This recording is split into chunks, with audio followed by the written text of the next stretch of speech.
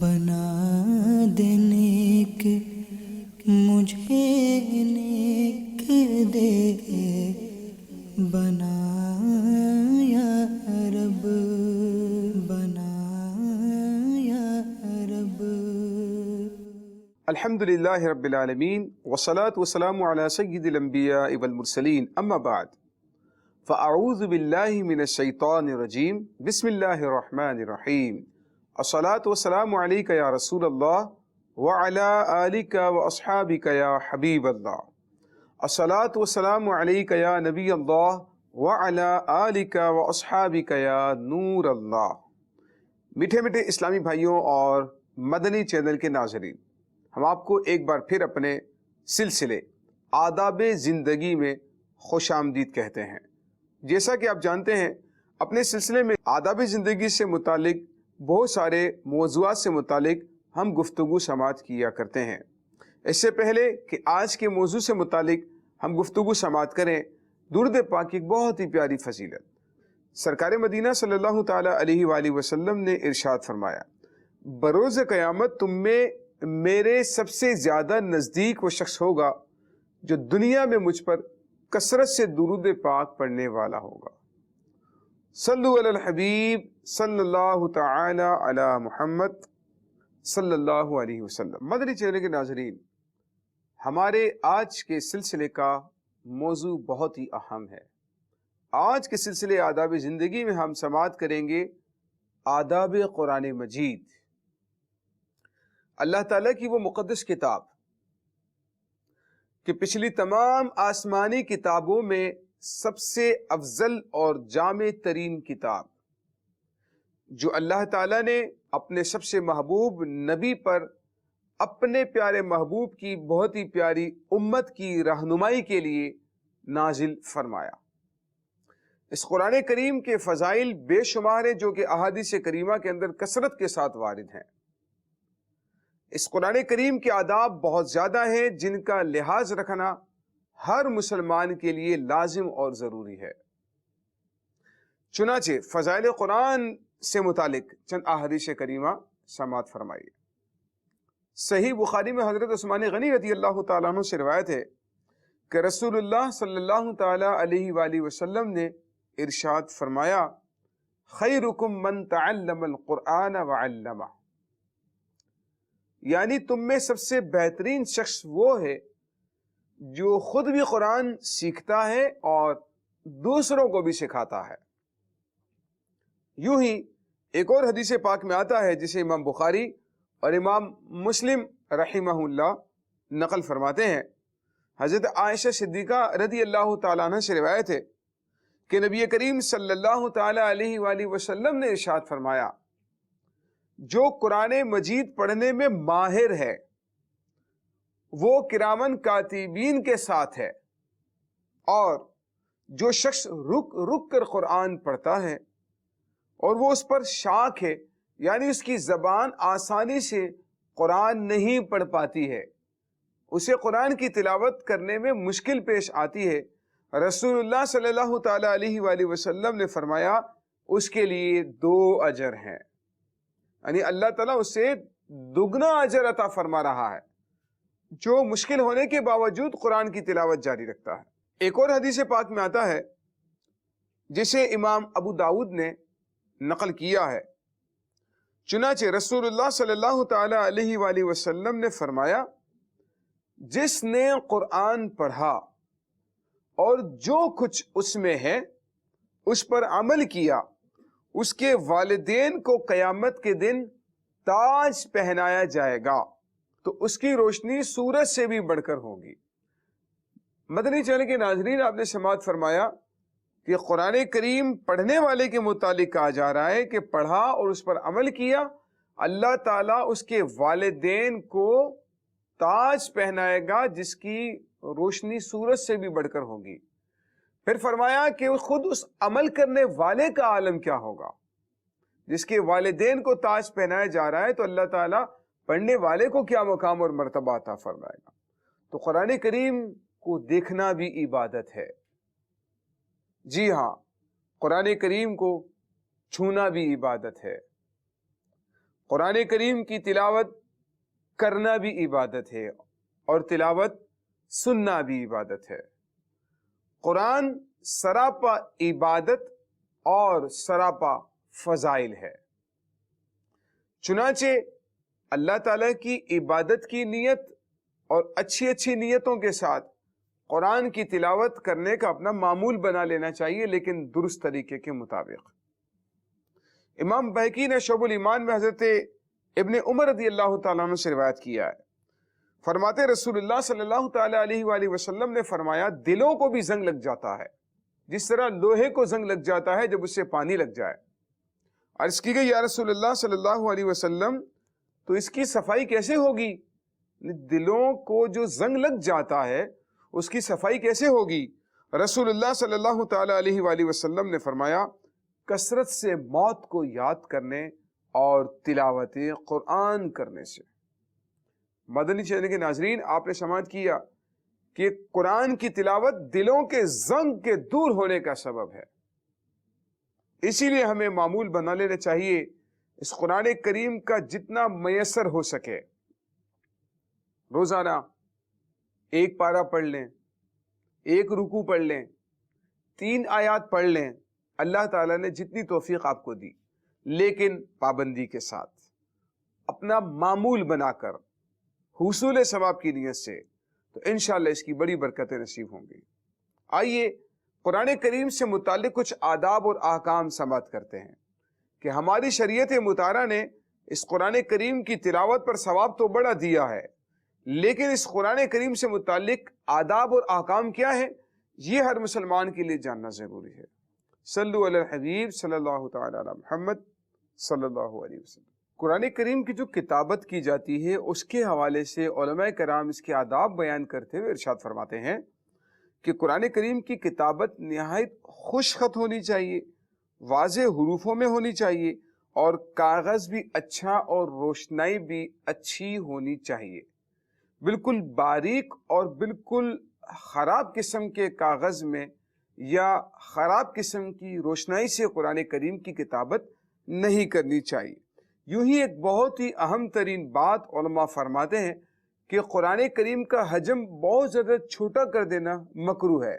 چنانچہ فرماتے ہیں کہ جیسا کہ آج کل بعض جگہوں پر یہ دیکھا گیا ہے کہ قرآن کریم کے بعض اوقات پورے کے پورے قرآن کریم کے تعویذ بنائے جاتے ہیں، یعنی اتنی چھوٹی کتابت کر دی جاتی ہے کہ وہ پڑھنے میں نہیں آتا ہے۔ تو اس حوالے سے علماء کرام ارشاد فرماتے ہیں، صاحب بحر شریعت بھی نقل فرماتے ہیں کہ اتنا چھوٹا حجم کر دینا قرآن کریم کا کہ اس میں کتابت اور قرآن کریم کے جو حروف اور الفاظ ہیں وہ آسانی سے پڑھنے میں نہ آئیں، یہ منع ہے، ایسا نہیں کرنا چاہیے۔ یوں ہی قرآن کریم اگر پرانا ہو جاتا ہے اور اس قابل نہیں رہتا کہ اس کی تلاوت کی جا سکے، اس کے بعض اوقات کاغذ اتنا زیادہ ضعیف ہو جاتا ہے کہ اب وہ استفادہ کرنے کے قابل نہیں رہتا، یعنی اس سے تلاوت وغیرہ کرنا بظاہر بہت مشکل ہو جاتا ہے۔ تو اس کے حوالے سے فرماتے ہیں کہ اس کے اوراق منتشر اور ضائع ہو گئے ہوں تو کسی پاک کپڑے میں لپیٹ کر احتیاط کی جگہ پر اس کو دفن کر دیا جائے، اور دفن کرنے میں اس کے لیے لحد بنائی جائے تاکہ اس پر مٹی نہ پڑے، یا اس پر تخت لگا کر چھت بنا کر مٹی ڈالیں کہ مصحف شریف پر مٹی نہ پڑے۔ اور مصحف شریف اگر پرانا ہو گیا، یعنی قرآن کریم اگر پرانا ہو گیا بہت زیادہ، تو اس کو جلایا نہ جائے، جلانے کی اجازت نہیں ہے، ہاں اس کو دفن کر دیا جائے، اور دفن میں بھی یوں دفن کیا جائے کہ اس کی لحد بنائی جائے تاکہ اس کے اوپر مٹی ڈائریکٹ نہ گرے۔ اور اگر لحد نہیں بھی بناتے تو فرمایا کہ اوپر کو چھت وغیرہ ایسی بنا دیں، جیسے قبر میں آپ نے ملاحظہ فرمایا ہوگا کہ قبر میں مردے کو رکھنے کے بعد اس کے اوپر سلپ لگا دی جاتی ہے تاکہ مٹی ڈائریکٹ مردے کے اوپر نہ پڑے۔ یوں ہی قرآن کریم کو بھی جب آپ دفن کرتے ہیں تو اس کے اوپر کو چھت وغیرہ ایسی بنا دیں کہ قرآن کریم کے اوپر ڈائریکٹ مٹی نہ گرے اور وہ مٹی اوپر ہی رہے اور قرآن کریم کی بھی حفاظت رہے۔ یہاں پر مدنی چینل کے ناظرین آپ کی توجہ دلانا چاہتا ہوں، بسا اوقات ہمارے گھروں کے اندر قرآن کریم بوسیدہ ہو جاتا ہے، قرآن کریم بہت پرانا ہو جاتا ہے، اور اس میں تلاوت نہیں ہو پاتی ہے یا اس کے کچھ اوراق الگ الگ ہو جاتے ہیں، منتشر ہو جاتے ہیں، تو پھر لوگ کیا کرتے ہیں؟ لوگ اس قرآن کریم کو اٹھا کر یا تو مسجد کے باہر کسی دروازے پر لٹکا دیں گے، کوئی کھمبا ہوگا وہاں پر باندھ دیں گے تھیلی میں ڈال کر، یا وہ دیکھیں گے کہ باہر لوگوں نے وہاں پر مقدس اوراق جمع کیے ہوئے ہیں تو وہاں پر اوپر جا کر ڈال دیں گے، کسی تھیلی میں ڈال دیں گے، ویسے ہی جا کر رکھ دیتے ہیں۔ اور قرآن کریم کے اوراق ہوں یا مقدس تحریریں ہوں، احادیث کریمہ سے متعلق کوئی کاغذات ہوں، مدنی چینل کے ناظرین ان کا ادب اور احترام کرنا ہم پر انتہائی ضروری ہے۔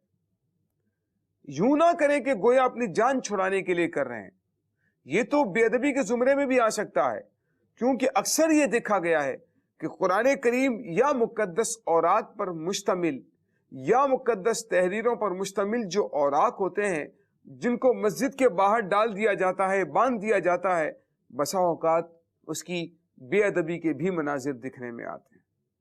تو اس طرح سے نہ کریں، اس طرح آپ اپنی ذمہ داری سے سبکدوش نہیں ہو جاتے کہ آپ مسجد کے مدرسے کے باہر چھوڑ کر چلے جائیں، بلکہ اس کو پورا کا پورا ایسا سد باب کریں کہ اس کی بے ادبی بھی نہ ہو اور اس کی حفاظت رہے۔ اس کے ساتھ ساتھ مدنی چینل کے ناظرین یوں بھی ہوتا ہے کہ کچھ لوگ قرآن کریم کو سمندر کے اندر دریا برد کر دیتے ہیں، اسے کہتے ہیں کہ ٹھنڈا کر دیا ہم نے قرآن کریم کو، تو اس پر شاید آپ کی ذمہ داری پوری نہیں ہو جاتی ہے، کیونکہ قرآن کریم یا مقدس اوراق آپ جو بیچ سمندر میں ڈال رہے ہیں، دریا میں ڈال رہے ہیں، نہر میں ڈال رہے ہیں، تو ہوتا کیا ہے؟ وہ تیرتے تیرتے ہوتے ہوتے عموماً کنارے پر آ لگتے ہیں، اور کنارے پر کچرا بھی آ رہا ہے، لوگ خالی بوتلیں، ڈبے، سامان، کچرا، کاغذ، تھیلیاں جو کچھ پھینک رہے ہیں وہ سارا کا سارا کنارے پر جمع ہو رہا ہے۔ اور قرآن کریم بھی یہ اللہ تعالیٰ کی مقدس کتاب ہے، اس کا احترام دل و جان سے کرنا مدنی چینل کے ناظرین یہ ہمارے لیے ضروری ہے۔ اور ایک بات اور عرض کروں گا کہ قرآن کی بے ادبی جان بوجھ کر کرنے والا شخص دائرہ اسلام سے خارج ہو جاتا ہے، جبکہ قرآن کا ادب کرنے والے بڑے بڑے گناہ گاروں کو دکھایا گیا ہے کہ اللہ تعالیٰ توبہ کی توفیق عطا فرما دیتا ہے، اللہ تعالیٰ اسے مرتبہ ولایت پر قائم فرما دیتا ہے۔ تو یہ ڈال کر یہ سمجھنا کہ میری ذمہ داری ختم ہو گئی، یہ طریقہ درست نہیں ہے مدنی چینل کے ناظرین۔ شیخ طریقت امیر علیہ سنت نے الحمدللہ اس حوالے سے بھی ہماری رہنمائی فرمائی ہے۔ آپ یہاں تک ارشاد فرماتے ہیں کہ کسی تھیلے یا بورے میں جب آپ یہ مقدس اوراق ڈالتے ہیں تو نیچے وزن ڈال دیں، سوراخ بھی نیچے کر دیں اور وزن ڈال دیں، پتھر وغیرہ، تاکہ وہ جو بورا ہے، وہ تھیلی ہے، وہ ڈائریکٹ نیچے تہ تک چلا جائے، اور وہاں پر جا کر پھر وہ اوراق باقاعدہ جو ہے دریا برد ہونا کہلائیں گے اور وہ کنارے پر نہیں لگیں گے۔ لیکن اگر آپ نے یوں ہی تھیلی میں ڈال کے چھوڑ دیا تو اس کے نتیجے میں یہ ہوتا ہے کہ وہ اوراق اور قرآن کریم تیرتے تیرتے بعض اوقات کناروں تک آ لگتے ہیں اور پھر بے ادبی کا ایک مظاہرہ نظر آتا ہے۔ الحمدللہ دعوت اسلامی کے زیر اہتمام مقدس اوراق کے حوالے سے بھی باقاعدہ ایک مجلس بنی ہوئی ہے جو تحفظ اوراق مقدسہ کے حوالے سے الحمدللہ یہ بہت ہی بہترین قسم کا کام کر رہے ہیں۔ تو ہمیں ان کا ساتھ دینا چاہیے اور ہمیں دیکھنا چاہیے کہ جہاں جہاں پر مقدس اوراق کے ڈبے یا مقدس اوراق کے تحفظ کے لیے کوئی ایک اچھا مستند انتظام کیا گیا ہے تو ہمیں وہاں پر ان مقدس اوراق کو رکھنا چاہیے۔ اس کے علاوہ کہیں آگے پیچھے ایسی جگہ پر نہ رکھیں جہاں پر ان مقدس اوراق کی بے ادبی ہو سکتی ہو۔ مزید آداب سماعت فرمائی۔ چنانچہ صاحب بہار شریعت فرماتے ہیں کہ لغت، صرف، نحو وغیرہ یہ چونکہ ایک ہی کیٹیگری کی کتابیں ہیں لہٰذا ان کو تو آپ ایک دوسرے کے اوپر نیچے رکھ سکتے ہیں، مگر اس کے علاوہ فرماتے ہیں کہ اب ان سے اوپر علم کلام کی کتابیں رکھی جائیں، ان کے اوپر فقہ کی کتابیں رکھی جائیں، اور احادیث اور مواعظ و دعوات معصورہ یہ فقہ سے اوپر رکھی جائیں، یعنی احادیث کی جو کتب ہیں وہ فقہ کی کتابوں سے اوپر رکھی جائیں گی، اور تفسیر کو حدیثوں کی کتابوں سے بھی اوپر رکھا جائے گا اور قرآن کریم کو تمام کتابوں سے اوپر رکھا جائے گا۔ اگر آپ کے پاس الماری ہے تو آپ دیکھ لیجئے کہ کتابیں بھی ہیں، مختلف بکس بھی ہیں، اسلامک بکس بھی ہیں، دنیاوی بکس بھی ہیں، قرآن کریم بھی ہے، تو دنیاوی بکس کو سب سے نیچے رکھیں، اسلامی بکس کو ان کے اوپر اسی ترتیب سے رکھیں جو آپ کے سامنے بیان کی گئی، اور قرآن کریم کو سب سے اوپر والے ریک میں رکھنا چاہیے۔ ایسا نہ ہو کہ قرآن کریم نیچے والے ریک میں رکھا ہوا ہے، آپ کی دیگر کتب و دیگر سامان اوپر والے ریک میں رکھے ہوئے ہیں، تو ایسا نہیں کرنا چاہیے۔ قرآن کریم سب سے ٹاپ پر رکھنا چاہیے، قرآن کریم کو سب سے اوپر رکھا جائے، دیگر کتابوں کو قرآن کریم سے اوپر نہ رکھا جائے۔ علماء کرام یہاں تک ارشاد فرماتے ہیں کہ قرآن کریم جس صندوق میں رکھا ہوا ہے اس کے اوپر کپڑا بھی نہ رکھیں، اور کوئی کتاب یا اور کوئی چیز تو رکھنا دور کی بات ہے، اس صندوق کے اوپر کپڑا بھی نہ رکھیں جس میں قرآن کریم رکھا ہوا ہے۔ مدنی چینل کے ناظرین، جیسا کہ آپ جانتے ہیں کہ اپنے سلسلے میں الحمدللہ ہم ایک بہت ہی خوبصورت سیگمنٹ بھی شامل کیا کرتے ہیں آقا علیہ الصلوۃ والسلام کی پیاری پیاری غذاؤں سے متعلق۔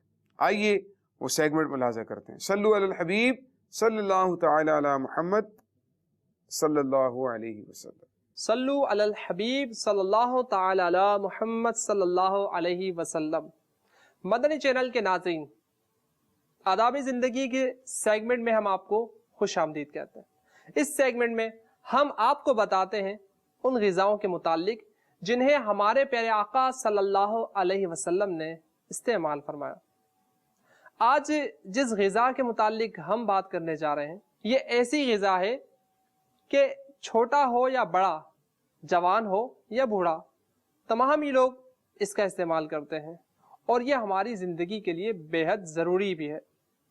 میری مراد آج کی غذا جو ہے وہ ہے پانی۔ ہمارے پیارے نبی صلی اللہ تعالی علیہ وسلم کس طرح سے پانی نوش فرماتے تھے، آئیے ہم بھی سنتے ہیں اور اچھی اچھی نیتیں کر لیتے ہیں کہ ہم بھی اسی طرح سے پانی پیا کریں گے۔ آقا علیہ الصلوۃ والسلام بیٹھ کر پانی پیتے تھے، سیدھے ہاتھ سے پانی پیتے تھے، اور 3 سانس میں پانی پیتے تھے، اور جب پانی پی چکتے تو ہمارے پیارے نبی صلی اللہ علیہ وسلم الحمدللہ کہتے تھے۔ دور جدید میں ہم پانی کس طرح سے پیتے ہیں، ہماری بے احتیاطیاں کیا ہیں، وہ ہم سب کو پتا ہے۔ ہم اس بات کا خیال نہیں رکھتے کہ ہم پانی کھڑے ہو کر پی رہے ہیں یا بیٹھ کر۔ ہمیں اس بات کا بھی خیال نہیں ہوتا کہ ہم پانی سیدھے ہاتھ سے پی رہے ہیں یا الٹے ہاتھ سے۔ تو مدنی چینل کے ناظرین، آج سے نیت کر لیجئے کہ انشاءاللہ آج کے بعد ہم پانی حضور علیہ الصلوۃ والسلام کی سنتوں کے مطابق پیا کریں گے۔ آج کل کے دنوں میں گرمی بے حد ہے، ہم گرمی میں باہر نکلتے ہیں، چلچلاتی دھوپ ہوتی ہے، اور اس میں پیاس بھی بہت شدید لگتی ہے، اور یقیناً اس پیاس میں ٹھنڈا ٹھنڈا پانی پینے کا جی بھی چاہتا ہوگا۔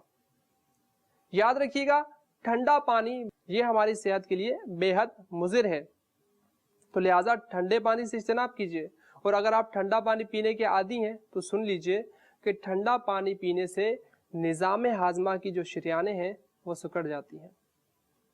اسی طرح جو شخص ٹھنڈا پانی کھانا کھانے کے بعد پیے گا یا کوئی بھی ٹھنڈا مشروب کھانے کے بعد پیے گا تو اسے موٹاپے کا عارضہ لاحق ہو سکتا ہے۔ ٹھنڈا پانی پینے سے ہمارا جو مدافعتی نظام ہے یہ بھی کمزور پڑ جاتا ہے، اور پھر نزلہ اور زکام جیسی جو بیماریاں ہیں وہ بھی ہم پر حملہ آور ہو سکتی ہیں۔ تو لہٰذا آج کے بعد ٹھنڈا پانی نہیں پئیں گے، نیچرلی پانی پئیں گے، اس کی بھی نیت کر لیجئے۔ اور اس سیگمنٹ کا وقت ختم ہوتا ہے، انشاءاللہ اگلے سیگمنٹ میں پھر کسی نئی غذا کے ساتھ حاضر ہوں گے، تب تک کے لیے اجازت دیجیے۔ السلام علیکم ورحمۃ اللہ وبرکاتہ۔ مدنی چینل کے ناظرین، آپ نے سماعت فرمایا کہ کتنا پیارا سیگمنٹ مبلغ دعوت اسلامی آپ کے سامنے کر رہے تھے۔ حضور علیہ الصلوۃ والسلام کی پیاری پیاری غذاؤں سے متعلق آپ یہ سیگمنٹ سماعت کیا کرتے ہیں۔ کوشش فرمائیں پیارے آقا صلی اللہ تعالی علیہ وآلہ وسلم کی مبارک غذاؤں سے متعلق معلومات حاصل کر کے اس کو اپنے جدول میں شامل کر کے اس کی برکتیں حاصل فرمائیے۔ مزید آداب قرآن کریم سماعت فرمائیے۔ چنانچہ صاحب بادِ شریعت نے لکھا ہے کہ کسی نے محض خیر و برکت کے لیے اپنے مکان میں قرآن کریم رکھا ہے اور وہ اس کی تلاوت نہیں کرتا تو گناہ نہیں بلکہ بنیت ثواب کار ثواب ہوگا۔ تھوڑا سا اس بات کو سمجھ لیجیے۔ بعض لوگ مطلقاً اس پر تان و تشنیع کرتے ہیں کہ دیکھو قرآن رکھا ہوا پڑھتا ہی نہیں ہے، دیکھو قرآن رکھا ہوا پڑھنے کی توفیق ہی نہیں۔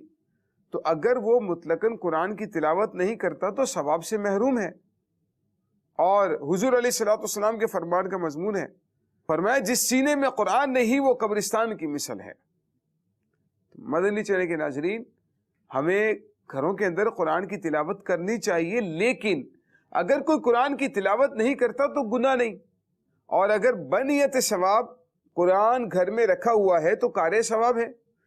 گھر میں قرآن رکھنے کا ثواب ملے گا، تلاوت کرتے ہیں تو اس کا ثواب ملے گا، ترجمے کے ساتھ سمجھتے ہیں تو اس کا ثواب ملے گا، اس پر عمل کریں گے تو اس کا ثواب ملے گا، قرآن چھوئیں گے تو اس کا ثواب، قرآن کا دیدار کریں گے تو اس کا ثواب۔ یہ تمام ثوابات اپنی جگہ پر ہیں۔ بعض لوگ جب اٹھ کر جاتے ہیں قرآن کی تلاوت کے دوران تو وہ قرآن کو بند کر کے جاتے ہیں۔ یہ ایک اچھی بات ہے، ادب سے متعلق ہے، لیکن کچھ لوگ کہتے ہیں کہ اگر کھلا چھوڑ کر جائیں گے تو قرآن شیطان پڑھے گا۔ شیطان کو عبادت کرنے کی تو کوئی توفیق نہیں، اور شیطان کا قرآن کی تلاوت کرنا کوئی روایات یا احادیث کے اندر نہیں۔ تو یہ صرف عوام میں ایک مشہور بات ہے کہ اگر قرآن کھلا چھوڑ دیں تو شیطان پڑھتا ہے، یا مصلی سے اٹھ کر جائیں گے تو پھر اس کا ایک کنارہ لپیٹ دیتے ہیں اور وہ کہتے ہیں کہ اگر کھلا چھوڑ کر جائیں گے تو شیطان نماز پڑھے گا۔ تو یہ عوام کے اندر مشہور باتیں ہیں، اس کی حقیقت کوئی نہیں ہے۔ قرآن کی تلاوت شیطان نہیں کرتا ہے۔ ہاں یہ بات ادب سے متعلق ضرور ہے کہ قرآن کریم کو کھلا چھوڑ کر نہ جائیں، بند کر دیں، اپنا کام وغیرہ کرنے کے بعد جب دوبارہ آتے ہیں تو قرآن کی تلاوت جاری کر سکتے ہیں۔ تو بند کر کے جانا یہ اس کے آداب میں سے ضرور ہے، لیکن یہ کہنا درست نہیں ہے کہ شیطان پڑھتا ہے۔ یہ صرف عوام کے اندر مشہور باتیں ہیں، اس کی اصل ہماری شریعت میں کوئی بھی نہیں ہے۔ قرآن کریم کے آداب میں یہ بھی ہے کہ قرآن کو پیٹھ نہیں کرنی چاہیے۔ جہاں پر آپ بیٹھے ہیں تو کوشش کریں قرآن کو پیٹھ نہ ہو۔ اگر قرآن خوانی میں ہے یا کچھ بچے مل کر پڑھ رہے ہیں تو اس میں بھی ایسا نہ ہو کہ ایک رو اگلی بنی ہوئی ہے، ان کی پیٹھ پیچھے کی طرف ہے، ان کے پیچھے بچے بیٹھ کر یا بڑے جو ہے وہ پڑھ رہے ہیں تو اگلوں کی پیٹھ پیچھے کی طرف ہو رہی ہے۔ یہ طریقہ درست نہیں ہے، بلکہ ان کو اپنے چہرے ایک دوسرے کے سامنے کر لینا چاہیے اور اس طرح سے قرآن کی تلاوت کی جائے کہ کسی کی پیٹھ نہ ہو۔ یوں ہی قرآن کریم کے آداب میں سے یہ بھی ہے کہ قرآن کی طرف پاؤں نہ کیے جائیں۔ قرآن کی طرف پاؤں کرنا یہ قرآن کی بے ادبی میں شمار ہوتا ہے۔ ہاں اگر قرآن کریم اوپر الماری میں رکھا ہوا ہے اور کسی نے زمین پر لیٹے لیٹے اس طرف اپنے پاؤں بڑھا دیے تو اس صورت میں تو بے ادبی نہیں ہے، کیونکہ جو پاؤں ہے ڈائریکٹ قرآن کی سیدھ میں نہیں ہے۔ اگر قرآن کریم اونچی جگہ پر رکھا ہے اور پاؤں نیچے کی طرف اس طرف ہیں تو اس سمت میں ہونے میں کوئی حرج نہیں ہے، لیکن پھر بھی احتیاط برتنی چاہیے اور قرآن کریم کو اونچے ہی مقامات پر رکھنا چاہیے۔ ایک اور احترام اسی سے متعلق یہ ہے کہ اگر آپ کسی کرسی پر یا اونچی جگہ پر بیٹھے ہیں اور کوئی شخص نیچے بیٹھ کر قرآن پڑھ رہا ہے یا قرآن کریم رکھا ہے تو کوشش کریں کہ قرآن کریم کو اٹھا کر اوپر رکھ دیں۔ قرآن کریم کے آداب میں سے یہ بھی ہے کہ اس کو جزدان میں رکھا جاتا ہے۔ تو اگر مقدس کتابوں کو جزدان میں رکھا جائے، غلاف میں رکھا جائے تو یہ ادب کی علامت ہوا کرتا ہے۔ جیسا کہ آپ دیکھتے ہیں کہ قرآن کریم کو غلاف میں جزدان میں کیوں رکھتے ہیں؟ کیونکہ وہ ایک مقدس کتاب ہے، ایک عظیم کتاب ہے۔ اس کی عظمت کو ظاہر کرنے کے لیے اس پر غلاف چڑھاتے ہیں۔ بیت اللہ کو آپ دیکھیں، کعبۃ اللہ کو، کعبۃ اللہ ایک ایسا عظیم گھر ہے کہ ایسا عظیم گھر پوری دنیا میں کوئی نہیں، لہٰذا اس کی عظمت کو ظاہر کرنے کے لیے اس کے اوپر بھی غلاف چڑھایا جاتا ہے۔ یوں ہی جو اولیاء کرام کے مزارات ہیں ان کو دوسری قبروں سے ممتاز کرنے کے لیے، کیونکہ حدیث پاک میں ہے کہ قبر یا تو جنت کے باغوں میں سے ایک باغ ہے یا دوزخ کے گڑھوں میں سے ایک گڑھا ہے. تو ہر قبر ایک جیسی نہیں ہوتی، لہٰذا اولیاء کرام کی ان قبروں کو دوسری قبروں سے ممتاز کرنے کے لیے اور ان کی عظمت کو لوگوں پر ظاہر کرنے کے لیے ان پر بھی غلاف چڑھایا جاتا ہے، چادریں چڑھائی جاتی ہیں تاکہ لوگوں کو پتہ چل جائے کہ یہ کسی عام آدمی کی قبر نہیں بلکہ اللہ کے ولی اور نیک آدمی کی قبر ہے. تو لہٰذا قرآن کریم پر اگر جزدان چڑھایا گیا، قرآن کریم پر اگر غلاف چڑھایا گیا تو یہ بھی اس کی ایک عظمت کی علامت ہوا کرتا ہے، ادب و احترام کی علامت ہوا کرتا ہے. قرآن کریم کے آداب میں سے یہ بھی ہے، قرآن کریم کی جب تلاوت کرنا چاہیں تو اسے چوم لیں، اسے اپنے چہرے سے مس کریں. یہ بھی الحمدللہ قرآن کریم کے آداب میں سے ہے. بے وضو قرآن کو چھونا درست نہیں ہے بلکہ با وضو قرآن کو چھوا جائے. یہ بھی قرآن کے آداب میں سے اور احکام میں سے بیان کیا گیا. اللہ تعالیٰ کی بارگاہ میں دعا ہے اللہ تعالیٰ ہمیں ان باتوں کو یاد رکھنے کی توفیق عطا فرمائے اور قرآن کریم کا خوب ادب و احترام کرنے کی توفیق عطا فرمائے. آمین بجاہ النبی الامین صلی اللہ تعالی علیہ وآلہ وسلم.